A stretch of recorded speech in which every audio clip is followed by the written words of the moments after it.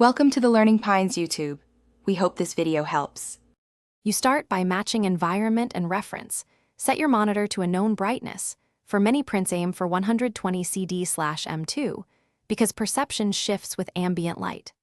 Once done, load a neutral test image with 50% gray and white clipping areas so you see midtones and highlights clearly. You should reduce on-screen distractions, turn off overdrive or dynamic contrast, and make the first course slider move. Reduce brightness until the white strip is bright but not clipped. This gives a reliable baseline. Now refine exposure and tone. You tweak contrast and check the histogram to ensure highlights retain headroom. Avoid losing detail. Once contrast is stable, adjust gamma or midtone sliders to recover natural flesh tones and textures. Boost if things look flat, lower if highlights blow out.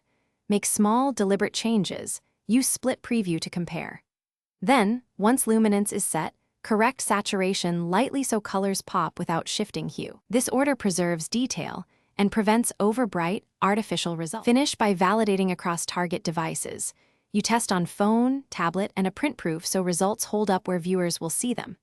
Once consistent, enable clipping warnings and soft-proofing and export with the correct color profile. If things go wrong, for example highlights clip or blacks crush, reduce exposure by 1 to 0.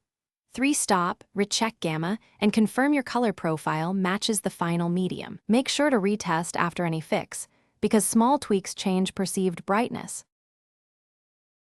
Thanks for watching. Consider subscribing if we helped you.